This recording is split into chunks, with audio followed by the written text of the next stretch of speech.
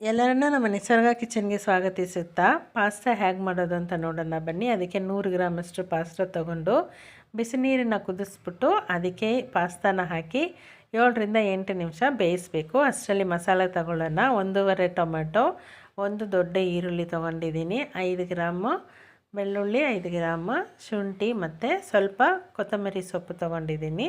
ಇವೆಲ್ಲವನ್ನು ಮಿಕ್ಸಿ ಮಾಡ್ಕೊಬೇಕು. ಈಗ ನೋಡಿ, ಇದು ಬೇಯ್ತಾ ಇದೆ. ಪಾಸ್ತಾನ ಬೇಯಿಸ್ತಾ ಇದ್ದೀನಿ. 7ರಿಂದ 8 ನಿಮಿಷ ಬೆಂದರೆ ಸಾಕು, ಅದಕ್ಕಿಂತ ಜಾಸ್ತಿ ಬೇಯಬಾರ್ದು, ತುಂಬ ಮುದ್ದೆ ಮುದ್ದೆ ಆಗಿಬಿಡುತ್ತದು. ಇದು ಬೇಯಿಸಿದ ಮೇಲೆ ಅದನ್ನು ಫಿಲ್ಟರ್ ಮಾಡಿ ಇಟ್ಕೊಬೇಕಾಗುತ್ತೆ. ಈ ಕಡೆ ನಾನು ಬಾಣಲಿ ಇಟ್ಬಿಟ್ಟು, ಅಂದರೆ ಒಂದು ಪಾತ್ರೆ ಇಟ್ಬಿಟ್ಟು ಅದಕ್ಕೆ ಸ್ವಲ್ಪ ಎಣ್ಣೆ ಜಾಸ್ತಿ ಹಾಕ್ಕೊಬೇಕು. ಅದಕ್ಕೆ ಸಾಸಿವೆ ಹಾಕಿ, ಇದು ನಾನು ಮಾಡೋ ಅಂಥ ವಿಧಾನ, ಬೇರೆಯವರು ಡಿಫ್ರೆಂಟ್ ಥರ ಮಾಡ್ತಾರೆ. ನಮ್ಮ ಮನೇಲಿ ಈ ಥರ ಮಾಡಿದ್ರೆ ಮಕ್ಕಳು ಇಷ್ಟಪಟ್ಟು ತಿಂತಾರೆ. ಸಾಸಿವೆ ಸಿಡಿದ ಮೇಲೆ ಒಂದು ಅರ್ಧದಷ್ಟು ಈರುಳ್ಳಿನ ಹಾಕ್ಕೊಂಡು ಒಗ್ಗರಣೆ ಕೊಡಬೇಕು. ಈರುಳ್ಳಿ ಸ್ವಲ್ಪ ಬ್ರೌನಿಷ್ ಕಲರ್ಗೆ ತಿರುಗಬೇಕು, ಅಂದರೆ ಕಂದು ಬಣ್ಣಕ್ಕೆ ತಿರುಗಬೇಕು. ಅನಂತರ ನಾವು ರುಬ್ಬಿಟ್ಟಿರ್ತೀವಲ್ಲ ಆ ಪದಾರ್ಥಗಳು, ಅಂದರೆ ಟೊಮೆಟೊ, ಈರುಳ್ಳಿ, ಜಿಂಜರ್ ಗಾರ್ಲಿಕ್ ಎಲ್ಲ ಅದನ್ನೆಲ್ಲ ಹಾಕ್ಬಿಟ್ಟು ಸ್ವಲ್ಪ ಮಿಕ್ಸ್ ಮಾಡಿಬಿಟ್ಟು, ಈಗ ನಾನು ಇದು ಹಾಕ್ತಿರೋದು ಜೀರಿಗೆ, ಮೆಣಸು, ಚಕ್ಕೆ, ಲವಂಗ, ಅದು 4 ಪುಡಿ ಮಾಡಿ ಇಟ್ಟಿರೋದು ಅರ್ಧ ಚಮಚ ಹಾಕ್ತಾಯಿದ್ದೀನಿ.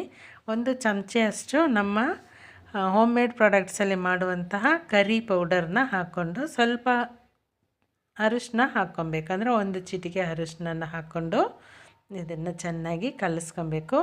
ಉಪ್ಪನ್ನ ಹಾಕಬೇಕಾಗುತ್ತೆ. ಉಪ್ಪನ್ನು ಹಾಕ್ಬಿಟ್ಟು ಈ ಗ್ರೇವಿ ಥರ ಬರಬೇಕು ಇದು.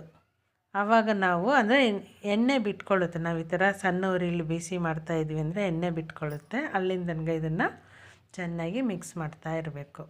ಆನಂತರ ನಾವು ಆಲ್ರೆಡಿ ಬೇಯಿಸಿ ಫಿಲ್ಟರ್ ಮಾಡಿ ಇಟ್ಕೊಂಡಿರ್ತೀವಲ್ಲ ಅದನ್ನು ಹಾಕ್ಬಿಟ್ಟು, ಅಂದರೆ ಪಾಸ್ತಾನ ಹಾಕ್ಬಿಟ್ಟು ಚೆನ್ನಾಗಿ ಮಿಕ್ಸ್ ಮಾಡಿದ್ವಿ ಅಂದರೆ ಸಣ್ಣ ಉರಿಲಿದ್ದಷ್ಟು ತುಂಬ ಒಳ್ಳೆಯದು. ನೋಡಿ, ನಾನು ಪಾಸ್ತಾನ ಹಾಕಿ ಮಿಕ್ಸ್ ಮಾಡ್ತಾಯಿದ್ದೀನಿ ಆಲ್ರೆಡಿ. ಈಗ ಇದು ರೆಡಿಯಾಗಿದೆ.